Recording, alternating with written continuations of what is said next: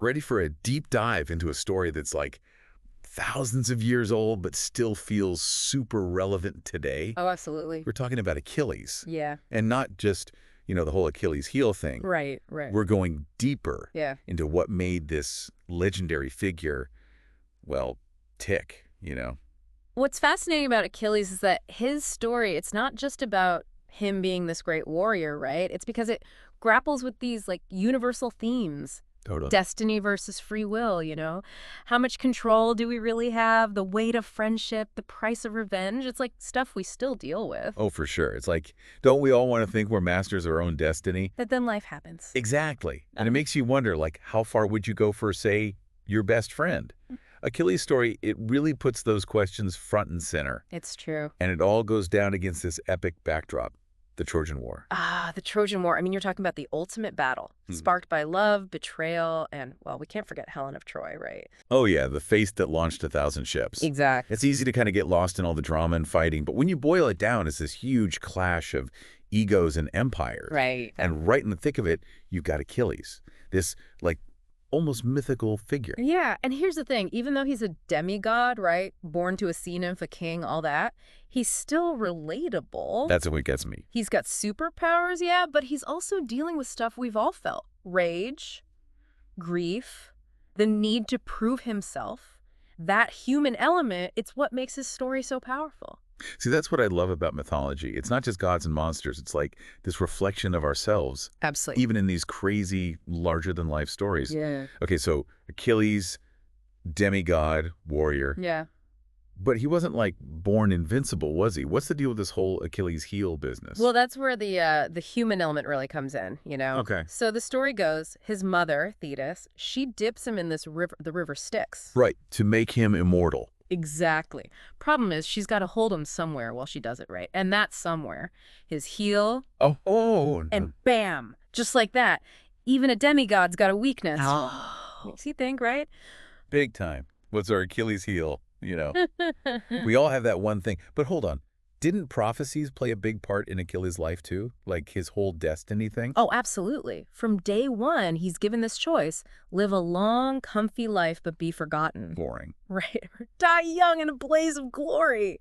Talk about pressure. Yeah, I can only imagine the teenage angst. Mom, I have to go to war. It's my destiny. Yeah. But really, knowing he had that choice hanging over him, it adds this whole other layer to his story, don't you think? Oh, totally. It's like, he's going to go for the glory, but it's the how he gets there. That's the real story. Exactly. And a big part of that how is his relationship with Patroclus. Mhm. And this is where I think a lot of stories just kind of skim the surface. They really do. They'll tell you, oh, Patroclus, he was Achilles' close friend, Yeah. maybe even a cousin, but they don't really get into how important that bond is. Right. Like, why is their connection so crucial to understanding Achilles? What made it so special? Well, picture this. You've got Achilles, this demigod, all this pressure on him, the weight of the world, basically. He needs someone he can be himself around, Someone who gets him no judgment. That was Patroclus. We've all had a friend like that, right? The one who just gets you.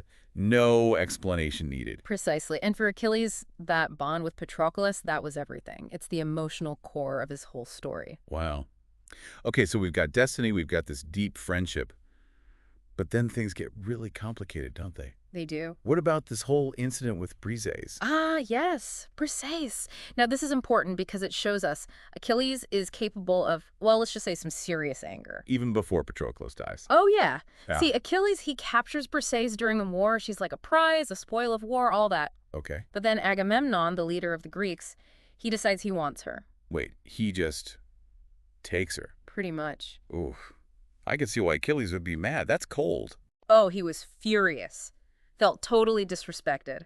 And it brings up this other side of him, Even though he's a demigod, he's still human in a lot of ways. Totally. He places value on respect, on honor, and when Agamemnon takes Briseis away, it's like this huge blow to his pride. Right. It's like even the most powerful people, they still have their insecurities. That's true.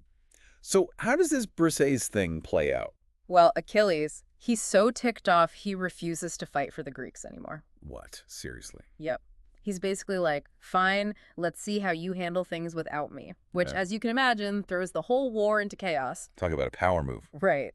So you're seeing Achilles' pride, his temper really flaring up here. But that anger, that's nothing compared to what's unleashed when Patroclus is killed. And that, my friend, is a story for next time. Okay, so last time we left off with Achilles, well, basically throwing a bit of a godly tantrum. You could say that again. And the Greeks are kind of paying the price. Right, because with Achilles out of the picture, the Trojans are feeling pretty bold. Yeah, they're probably thinking, hey, no superpowered demigod to worry about. It's our time to shine. Something like that. They start pushing the Greeks back further and further, almost all the way to their ships. Oh, no, it's not good. Not good at all. And Patroclus, he sees what's happening. He sees his friends, his comrades about to be overrun. And he's got to be hurting, right? Seeing Achilles withdraw like that. I mean, can you imagine? But Patroclus, he's not just heartbroken, he's also incredibly brave, maybe a little reckless too. So what does he do? Well, he goes to Achilles with this, let's just say, risky plan. Okay, knowing Patroclus, I'm already a little nervous. He begs Achilles to let him borrow his armor. Wait, his armor? Like, hey, buddy, can I borrow your supersuit? I'll go scare the Trojans for a bit. Pretty much. His thinking is the Trojans see Achilles' armor out there, they'll assume it's him back in the fight, and panic. I mean, it's a solid plan on the surface. Right. And Achilles, well, he agrees, though some say he had a bad feeling about it. Oh, I bet he did. I mean, foreshadowing much. Totally. But Patroclus, he's determined. He puts on the armor, rallies the Myrmidons, those are Achilles' elite warriors, by the way, and charges into battle. Oh, man, talk about a turning point. It is, and at first, it seems like Patroclus's crazy plan is actually working. The Trojans, they see the armor, and they hesitate, fall back. Because who wouldn't be scared of Achilles? Exactly, but Uh-oh, there's always a but. there is, and in this case, the but is Apollo. Remember him, god of prophecy, music, sunlight, and oh yeah, he's kind of rooting for the Trojans. Right, because the gods had to get involved in all this. Oh, absolutely. So Apollo, he sees right through Patroclus's disguise. He's not fooled one bit. Okay, so what does he do? Does he, like, zap Patroclus with a lightning bolt? Not quite. He's a little more subtle than that. He creates this confusion on the battlefield, a thick mist settles in, and in all the chaos, he allows Hector to kill Patroclus. Hector, the Trojan prince. The one destined to face off against Achilles eventually. The one and only. And here's the thing, Hector has no idea it's not actually Achilles he's fighting. Oh, wow. So it's like a tragic case of mistaken identity. Exactly. Fueled by the chaos of war and a little, shall we say, divine intervention. Wow. Talk about being in the wrong place at the wrong time. You can say that again. Hector even takes Achilles' armor as a trophy, completely unaware of the emotional Pandora's box he's just opened. This is just heartbreaking. I mean, Patroclus, he dies a hero, right? Trying to save his friends. But in a way, he's also a victim of circumstance, of fate, of Achilles being too stubborn to see what was happening. It's true. And that's what makes this moment, this death, so incredibly pivotal in the story. Because it changes everything. Absolutely. When the news of Patroclus' death reaches Achilles, well, it's like something in him breaks. Oh, I bet.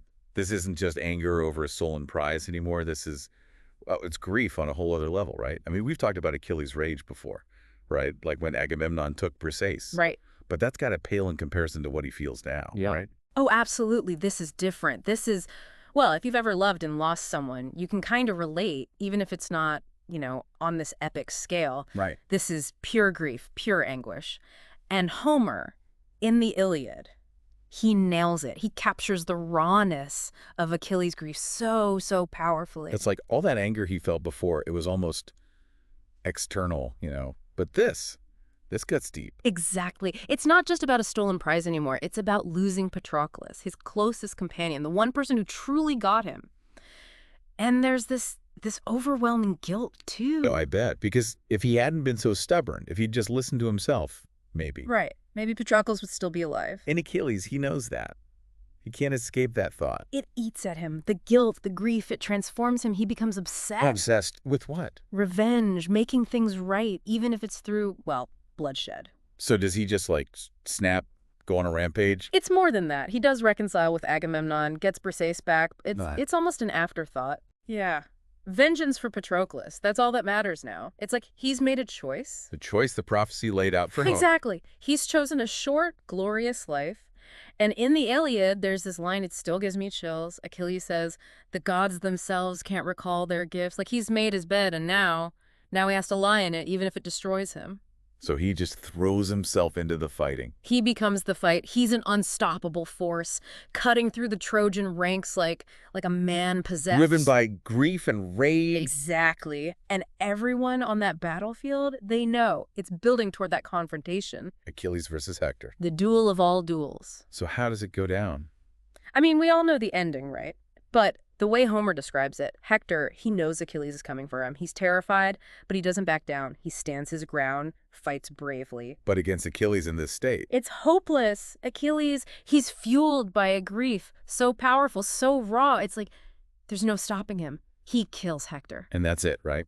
Case closed. That's where it gets really tragic. See, Achilles, he doesn't just kill Hector. He desecrates his body. Whoa. I mean, I know this is ancient Greece, but still. It's brutal. He drags Hector's body behind his chariot in front of everyone. Even the Greeks watching, they're horrified. So it's like he got his revenge, but... But at what cost? He's become this shell of his former self. Yeah. Consumed by rage. It's like that old saying, be careful what you wish for.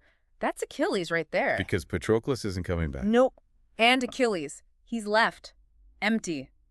More broken than before. It's like a victory that doesn't feel like a The victory. hollowest kind. And of course, the prophecy, it still hangs over everything. Because even in his rage, Achilles can't escape his fate. No one can. Not long after Hector's death, Paris, Helen's lover, he kills Achilles. With a poisoned arrow to the heel, right? Yep. The irony is almost unbearable. This invincible warrior brought down by this tiny little vulnerability. Fate always wins in the end. It often does, but you know, the thing about Achilles' story, it's not just about how he dies. It's about what happens to him before that final moment, the journey he goes on. From this proud, seemingly unbeatable warrior to this broken man. Exactly, and I think that's why his story still resonates with us, even after all these years, you know, because it reminds us that even the strongest people, even demigods, they have weaknesses. They hurt, they grieve, they make mistakes. It's human, in a way. Totally, and it makes you think, you know, what are our Achilles' heels? What are we holding on to even when it's hurting us? Deep stuff. Well, listeners, we've journeyed back to ancient Greece, explored love, loss, rage, the whole shebang. We've seen how even the most legendary figures, they're still human deep down. And sometimes it's their flaws that make them so relatable. Until next time, keep exploring those big questions. And remember, even the most ancient stories can still teach us a lot about ourselves.